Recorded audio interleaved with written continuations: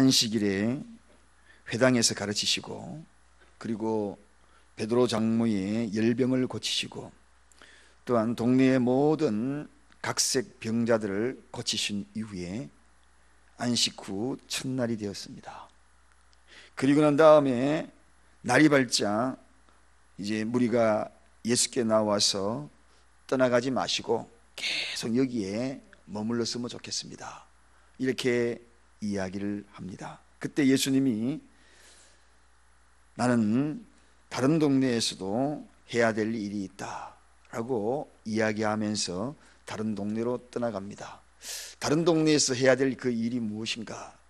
계속 말씀을 읽어가다 보니 하나님 나라의 복음을 전하여야 하리니, 이렇게 이야기하면서 이어지는 말씀이 나는 이 일로 보내심을 입었노라, 그렇게 말씀하셨습니다. 즉 예수님이 오신 이 땅에 오신 목적을 분명히 피력하는 대목입니다. 주님이 이 땅에 오신 것은 복음을 위하여 왔다, 그 복음을 전하기 위하여 왔다, 그렇게 오늘 이 대목에서 확실하게 우리가 알 수가 있습니다. 그렇다면 여기에서 예수님이 복음을 위하여 이 땅에 보내심을 받았다면 그럼 우리는 무엇을 해야 하는가 하는 이 질문을 피할 수가 없습니다.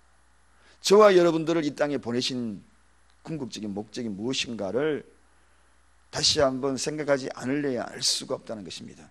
나를 이 땅에 보낸 이유가 무엇인가? 저를 이 땅에 왜 이곳에 보냈을까? 여러분을 왜 이 땅에 보내셨을까요?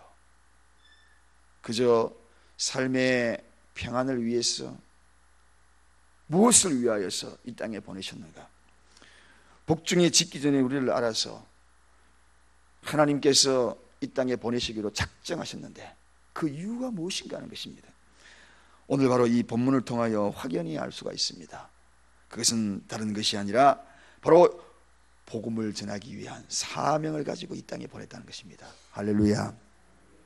오늘 하루의 삶의 생명이 연장된 이유가 무엇인가? 다른 것 아닙니다. 하루를 더 살려준 이유는 복음을 위하여서 나를 이 땅에 보내셨고, 그리고 오늘 하루의 생명을 연장시켜 주신 것이다. 그렇지 아니하면 이 땅에 살아갈 가치가 전혀 없다는 겁니다. 복음을 위하여 내가 오늘 살아있고 앞으로도 내가 복음을 위하여 살다가 복음을 위하여 이 땅을 떠나는 것이 마지막 남아있는 내 삶의 전부, 복음이 아니면 내 인생에 이야기할 가치가 없는 것이 내 삶이라는 것입니다. 복음과 나는 뗄래야 뗄 수 없는 그 관계, 그래서 오늘 저와 여러분을 이 땅에 보냈다는 것입니다. 그동안에 무엇을 위하여 사셨습니까? 그렇다면 지금은 무엇을 위하여 살고 계십니까? 그럼 앞으로도 어떤 목적을 가지고 살아가시겠습니까?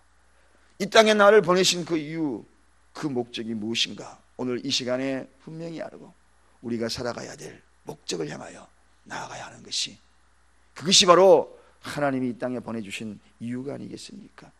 삶의 이유, 존재의 이유가 아니겠습니까? 우리나라의 복음화되기 위하여 초창기에 외국 선교사님들이 참으로 많이 들어왔습니다. 수많은 사람들이 생명을 잃었지요.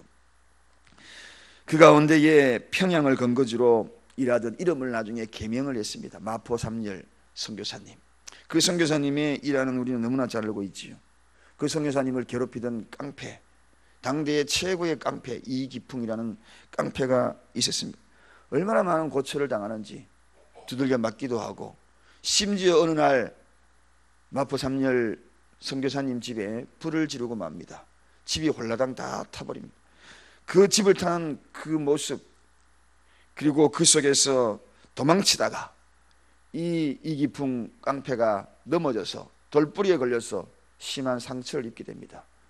그런데 자기 집이 불타는 것, 그것이 더 급한 거 아닙니까?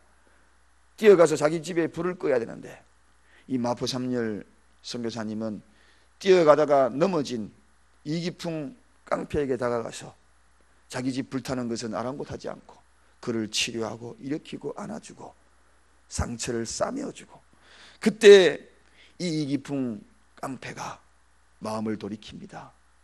예수 사랑을 경험한 거지요. 왜냐하면 마포 삼열 선교사님의 목적은 집안을 지키는 것이 아니라 복음을 전하는 것이 우선이었기 때문에 그래서 복음을 먼저 전했던 겁니다. 그리고 난 다음에 이 이기풍 그 깡패가 마음을 돌이켜 우리나라 평양신학교 총신 전신인 평양신학교를 졸업하고 목사가 되죠. 그래서 최초의 한국 목회자 목사가 7명이 나오는데 그 7명 중에 한 사람이 바로 이 이기풍 목사님이 되었다는 것입니다. 여러분, 목적이 무엇인가? 집 불타는 것보다도 우선이 복음을 전하는 것. 정말 이런 뜨거운 열정이 있는 이 복음의 사명을 가진 것이 정말 바로 이 마포 삼열 선교사님, 분명히 그의 목적을 아신 것 같아요. 우리는 어떻습니까? 복음이 아니라 정말 예수 믿고 교회 오는 것조차도 내 삶이 우선적이지 않는가? 주일날 하루 지키는 것들조차도 내일 다 볼일 보고 시간 남는 거 오는 게 아닌가? 예배의 시간 또 그런 시간이 아닌가? 부끄러운 모습을 가져봅니다. 우리는 분명히 예수님이 오신 목적을 확실히 알았습니다. 내가 이 땅에 온 것은 하나님 나라 복음을 전하여 하려니 이 일로 나는 보냄을 받았다. 이 일로 보냄을 받았다. 명쾌하고 확실한 목적이 있습니다. 예수님 그는 하나님 나라를 전파하는 그 목적을 가지고 살았다면 우리 또한 이 복음을 위하여 살아가는 것은 마땅한 이야기다, 마땅한 삶이다 하는 것을 다시 한번 깨닫게 됩니다. 그러면 오늘 이 복음을 전하기 위해서 전하기 전에 무엇부터 먼저 하셨는가? 그거를 먼저 살펴볼 이유가 있습니다.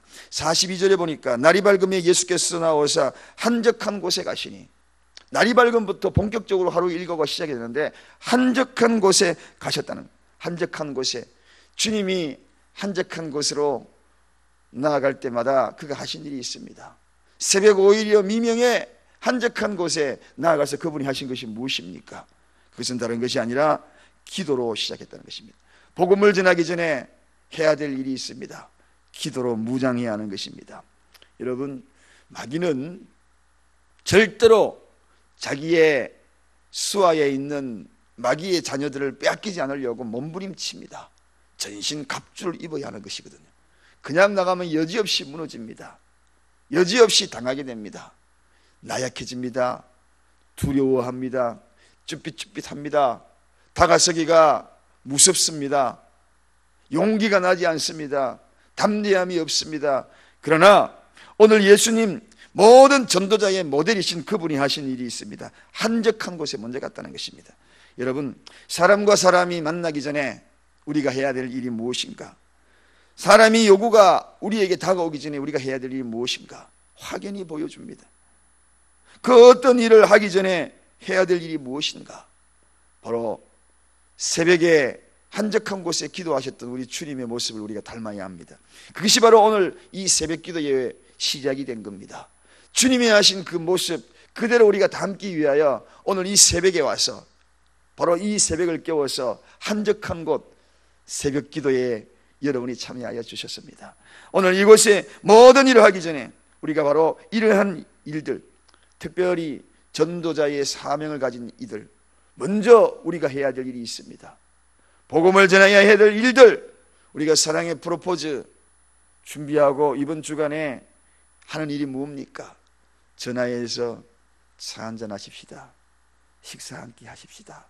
그렇게 하기 전에 무엇을 해야 합니까? 기도부터 먼저 해야죠. 무장하고 나가야죠. 그래서 성령께서 너희가 말하기를 준비하지 않아도 내가 할 말을 예비하여 주겠다. 무슨 말을 할까? 차 한잔 하면서 무슨 말을 할까? 식사하면서 무슨 말을 할까? 두려워하지 마십시오. 기도로 무장되면 하나님께서, 성령께서 말할 수 있는 지혜를 주신다 그랬습니다. 그러므로 무슨 말을 할까 걱정할 거 하나도 없습니다. 기도하고 나가면 그때그때 무슨 말을 해야 할지 하나님이 지혜를 주신다는 것입니다. 그렇습니다. 새벽에 기도하고 나아가는 이들, 전도자의 가장 큰 특징은 무장하고 나가야 되는 것입니다. 전신 갑주를 입고 나가야 되는 것입니다. 오늘 그러기 위해서 이 새벽을 깨운 것입니다. 두 번째, 우리가 기도를 왜 하느냐? 사역의 순간순간 전도하는 모든 것뿐만 아니라 사역의 순간순간 모든 삶에 기도가 우선이 되어야 합니다. 여러분, 예수님은 사역의 순간순간 다 기도했습니다. 5,000명을 먹이는 오병이어의 기적이에요. 거기에도 기도를 하시는 대목이 나왔고, 또 죽은 나사로를 살리실 때에도 자신이 아버지께서 보내신 그러한 부분을 증거를 보내달라고 분명히 기도하는 대목이 나옵니다. 십자가를 지시기 위한 그 전에, 사명 그 전에, 사역을 감당하는 그 전에도 우리가 잘 알고 있는 대로 겟세마네 동산에 그 눈물, 땀방울, 핏방울 떨어지는 그러한 기도를 하신 것을 우리가 알고 있습니다. 그래서 우리는 기도는 모든 일에 가장 우선으로 해야 되는 것이다. 모든 일에, 그러니까 전도도 마찬가지지만 모든 일에 우선으로. 제가 말씀드렸죠. 주방에서 음식조차 시작할 때도 기도하고 시작을 하고, 봉사하기 전에도 빗자루를 들기 전에, 유리창을 닦기 전에 기도하고 시작을 하고.